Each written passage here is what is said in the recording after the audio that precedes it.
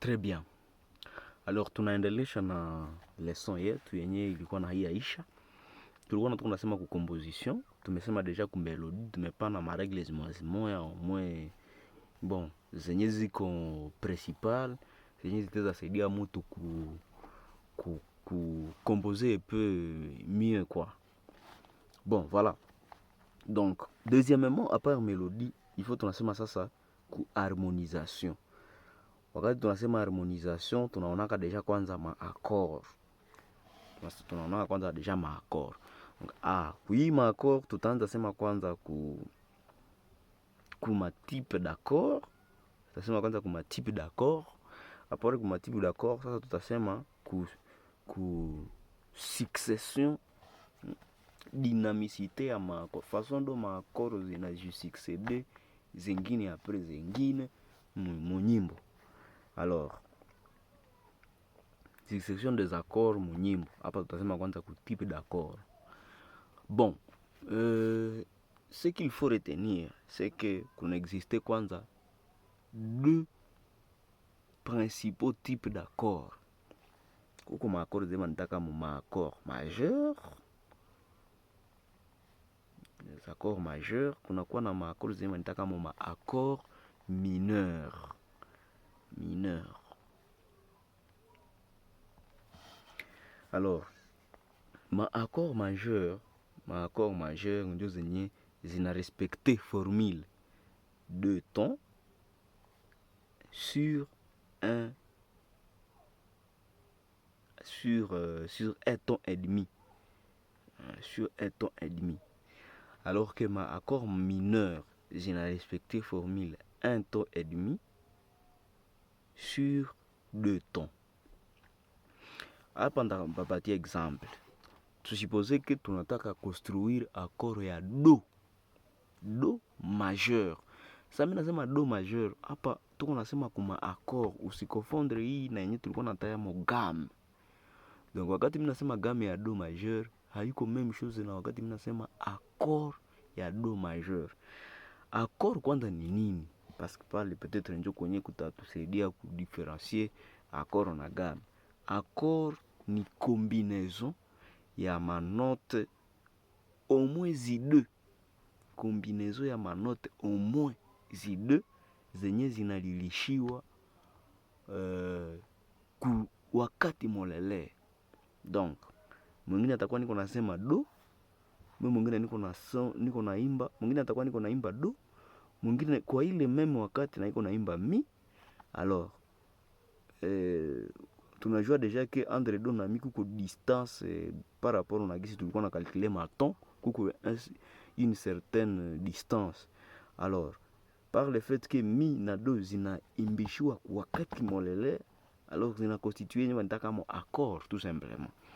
Alors kuko ma accord zenye ziko constitué seulement na deux notes, kuna kwa ma accord zenye ziko constitué na trois notes, kuna kwa ma accord zenye ziko constitué na quatre notes, ainsi de suite. Donc accord ikisha kwa constitué na quatre notes, cela veut dire que kuko voix, par exemple sop itaimba, soprano itaimba ingine voix, alto inaimba ingine voix, ténor inaimba ingine voix, basse inaimba ingine voix, mais en même temps. Alors ile ndio bandaka mu accord. Maintenant tu suppose que tuna construire accord ya do majeur. Donc note ya kwanza mwile accord itakuwa do, parce que tunasema ni accord ya do majeur. Note ya kwanza ni do. Tunakamata tu juste exemple ya do majeur. Donc note ya kwanza itakuwa do. Tunajua ke entre do na ré, donc kuko do, ré, nous avons do, ré, mi, fa, sol, ainsi de suite. Alors entre do na ré kuko un ton, entre ré na mi kuko un ton, na entre mi na fa kuko un demi ton. Je pense que kila mtu anajua deja ile. Maintenant tunasema formule yayo ni deux tons sur un demi ton. Cela veut dire que entre note ya kwanza na note ya pili ya mu accord majeur kunapashwa kuwa distance ya deux tons. Alors kwenye kuko distance ya deux tons, déjà entre do na ré Entre do na re kuko deja distance ya un ton. Entre re na mi kuko deja distance ya un ton. Cela veut dire que entre do na mi kuko distance ya 2 tons.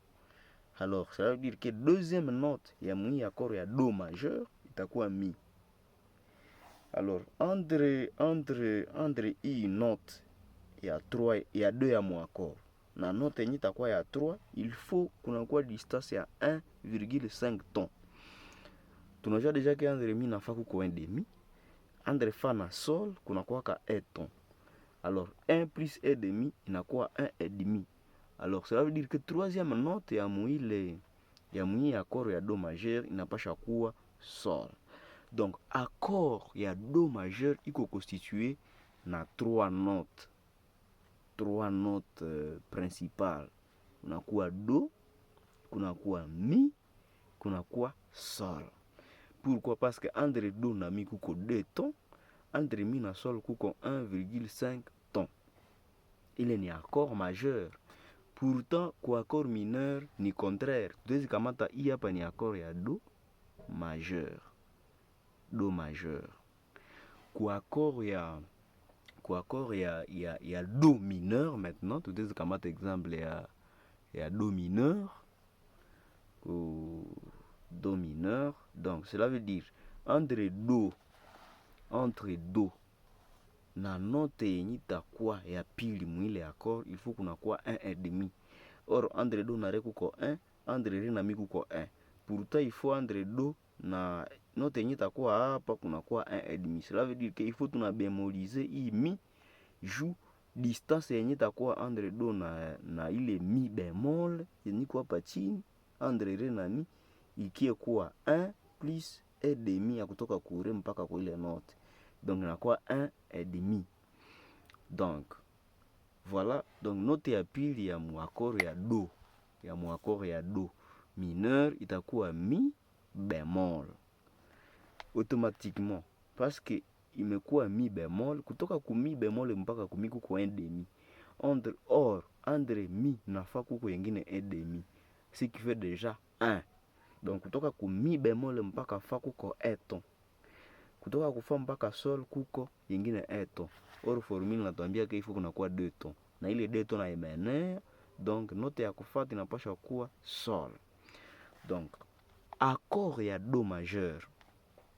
Accord ya do majeur ni do mi sol. Pourtant accord ya do mineur ni do mi bemol sol.